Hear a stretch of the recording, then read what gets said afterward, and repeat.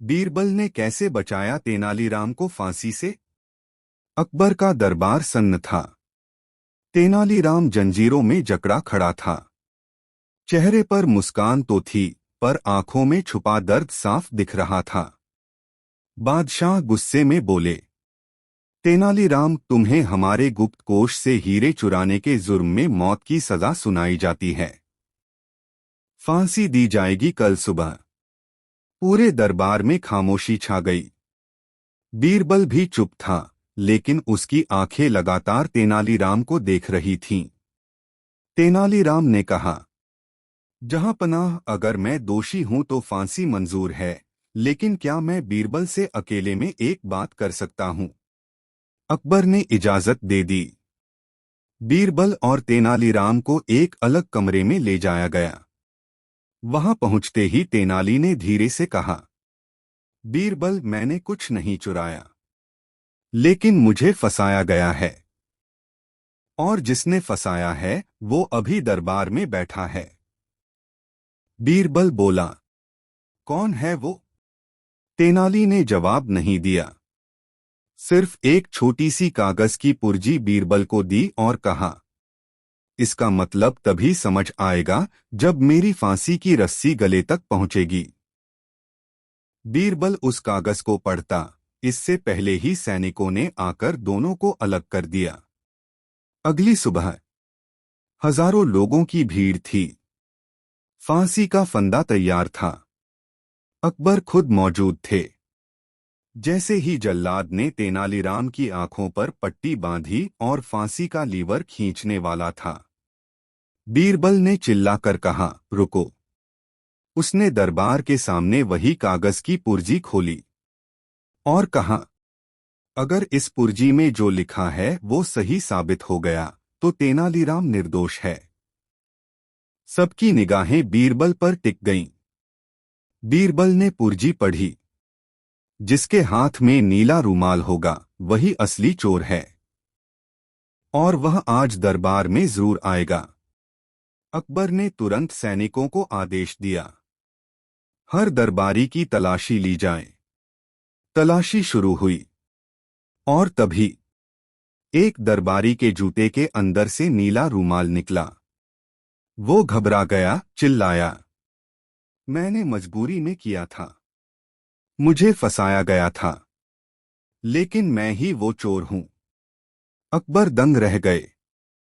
बीरबल मुस्कुराया। तेनालीराम को फांसी से उतार लिया गया।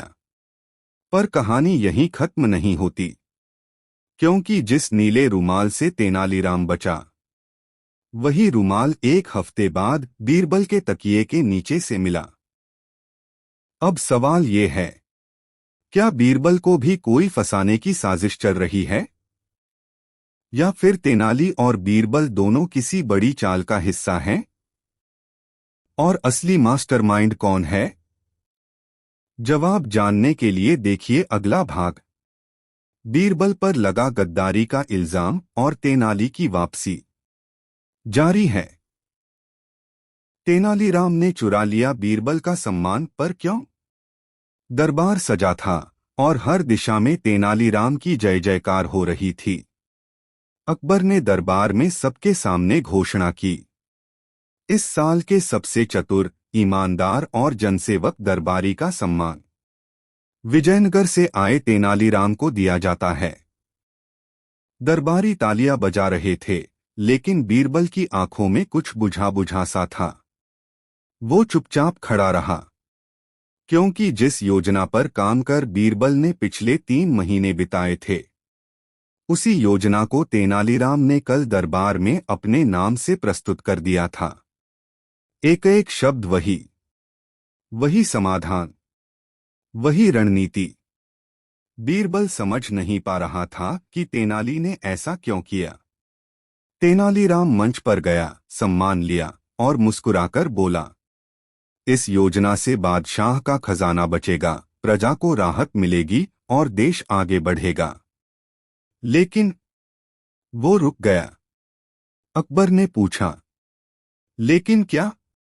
तेनाली बोला, मुझे डर है। कोई ना कोई इस योजना के पीछे का असली सच जानता है। बीरबल ने पहली बार मुस्कराकर उसकी तरफ देखा। उसी रात बीरबल अपने कक्ष में बैठा था। तभी दरवाजा खुला और तेनालीराम अंदर आया। उसने धीरे से बीरबल के सामने एक थैला रखा। उस थैले में वही दस्तावेज थे जो बीरबल ने तैयार किए थे, उस योजना से जुड़े हर सबूत के साथ। बीरबल गुस्से में बोला, तो तुमने ये सब जानबूझकर किया? तेनाली बोला, हाँ, लेकिन कारण तुम नहीं जानते। अगर मैं वो योजना अपने नाम से नहीं पेश करता तो वो योजना कभी दरबार तक पहुंचती ही नहीं, क्योंकि तुम्हारे खिलाफ गुप्त रूप से षड्यंत्र चल रहा है। और वो योजना अगर तुम्हारे नाम से जाती तो रद्द कर दी जाती। बीरबल चौंक गया। कौन कर रहा है ये षड्यंत्र? तेनाली ने कहा, जिसका नाम इस कागज पर है। लेकिन अभी मत खोलना, वरना हमारी चाल फेल हो जाएगी। बीरबल ने कागज की मुड़ी हुई चिट्ठी हाथ में ली और पूछा, अब क्या होगा?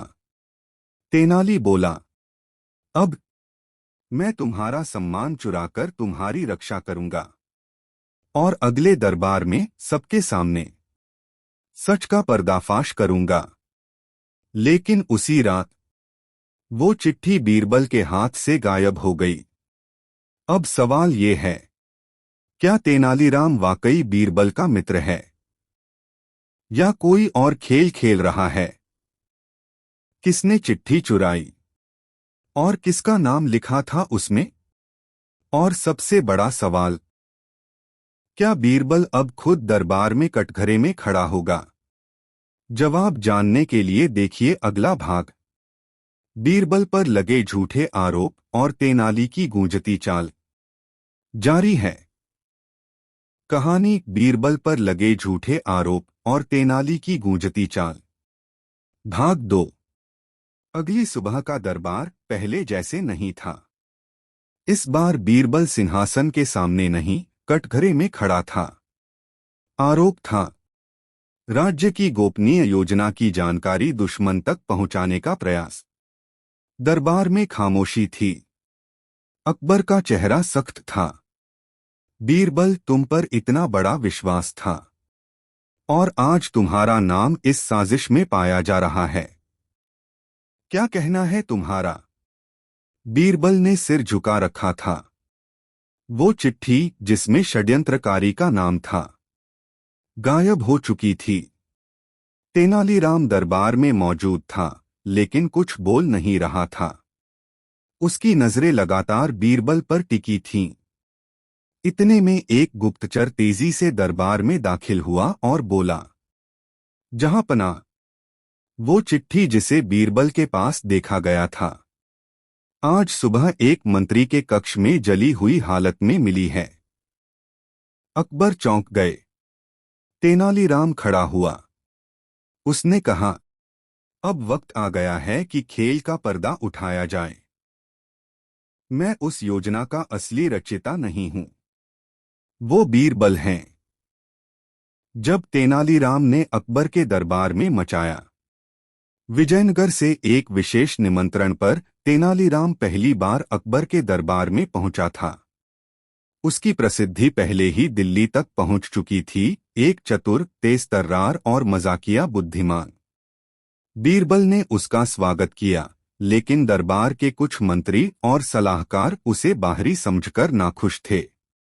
तेनालीराम ने दरबार में आकर अकबर को प्रणाम किया और बोला, जहांपना, मैं यहां अपनी बुद्धि का लोहा मनवाने नहीं, बल्कि आपकी सच्चाई की तलवार की धार देखने आया हूं। अकबर मुस्कुराए। अगर तलवार की धार देखनी है तेनाली, तो मैदान में उतरना होगा। तेनाली बोला, मैदान मैं खुद लाया हूं, जहांपना। उसने एक छोटी सी लकड़ी की संदूकची दरबार में रख दी। इसमें ऐसा रहस्य है जो दरबार की नींद को हिला सकता है। अब पूरे दरबार में सनसनी फैल गई। तेनाली ने कहा, इस संदूक में ऐसी चीज है जो बता देगी कि यहाँ सबसे बड़ा झूठा कौन है और कौन सच्चा। बीरबल ने चौंक कर तेनाली को देखा। ऐसा कैसे हो सकता है? तेनाली बोला, बस इस संदूक के सामने हर दरबारी को 1 मिनट अकेले खड़ा करना है और इसका ढक्कन मत खोलना, क्योंकि अगर खोला गया तो झूठ अपने आप उजागर हो जाएगा। अकबर ने आदेश दिया। ठीक है, आजमाओ अपनी संदूक। एक एक कर सारे मंत्री, सैनिक, सलाहकार संदूक के सामने खड़े हुए। किसी ने नजरें चुराईं, कोई पसीना पसीना हुआ। और फिर जब बारी आई बीरबल की, तो संदूक अचानक खड़खड़ाने लगी। अकबर उठ खड़े हुए। बीरबल, ये क्या? तेनाली चुपचाप खड़ा रहा और बोला, अब खेल शुरू होता है जहां कोई भी सुरक्षित नहीं और असली तूफान अब उठेगा। लेकिन तभी एक रहस्यमयी चिट्ठी तेनालीराम के पैरों के पास फेंकी गई। उस पर लिखा था, अगर तुमने सच उगलवाया तो अगली सुबह सूरज के साथ तुम नहीं उगोगे। अब सवाल यह है, क्या तेनालीराम ने किसी ऐसे राज को छेड़ दिया है जो दरबार की सत्ता को हिला सकता है? क्या बीरबल इस बार खुद जाल में फंस चुका है? और उस संदूक में है क्या? जवाब जानने के लिए देखिए अगला भाग। बीरबल की परीक्षा और तेनाली की चालाकी जारी है। बीरबल और तेनालीराम दरबार में झूठ का पर्दाफाश। बादशाह अकबर के दरबार में एक दिन अचानक एक अजनबी आया। उसके कपड़े फटे हुए थे, आंखों में आंसू थे और हाथ में एक टूटी हुई तलवार। उसने दरबार के बीच आकर चिल्लाकर कहा, जहांपनाह, मैं एक सच्चा सिपाही हूं जिसने आपके दुश्मनों से लड़ते हुए सब कुछ खो दिया। अब मेरे पास कुछ नहीं बचा, मुझे इनाम दीजिए। अकबर को उस पर तरस आ गया, लेकिन बीरबल चुपचाप उस आदमी को नजरें गड़ाकर देख रहा था। बीरबल ने धीरे से पूछा, किस युद्ध में लड़े थे जनाब? वो आदमी बोला, बुंदेलखंड की जंग में। मैंने अकेले 10 दुश्मनों को मार गिराया था। इतना सुनते ही बीरबल मुस्कुराया। बुंदेलखंड की जंग तो कभी हुई ही नहीं। दरबार में एक सन्नाटा छा गया। अकबर ने बीरबल की तरफ देखा। तुम्हें कैसे यकीन है? बीरबल बोला, अगर ये असली सिपाही होता तो तलवार पकड़ने का तरीका सही होता और इसके पैरों में वो निशान होते जो युद्धभूमि में चलने से आते हैं। ये तो बस किसी धोखे का हिस्सा लग रहा है। अकबर चौंक गया। तभी एक सिपाही अंदर भागता हुआ आया और बोला, जहांपनाह, इसी जैसे 3 और लोग शहर में अलग अलग जगहों पर आपके नाम पर भीख मांग रहे हैं। अब अकबर को समझ आया कि कोई बड़ा गिरोह दरबार में झूठ बोलकर इनाम हासिल करना चाहता है। उसने गुस्से में बीरबल से कहा, इस झूठ की जड़ तक जाना होगा। इसी समय दक्षिण के विजयनगर राज्य से तेनालीराम दरबार में विशेष आमंत्रण पर पहुंचा। उसने आते ही बीरबल से कहा, लगता है तुम्हारे दरबार में भी अब झूठ के व्यापारियों ने घर बना लिया है।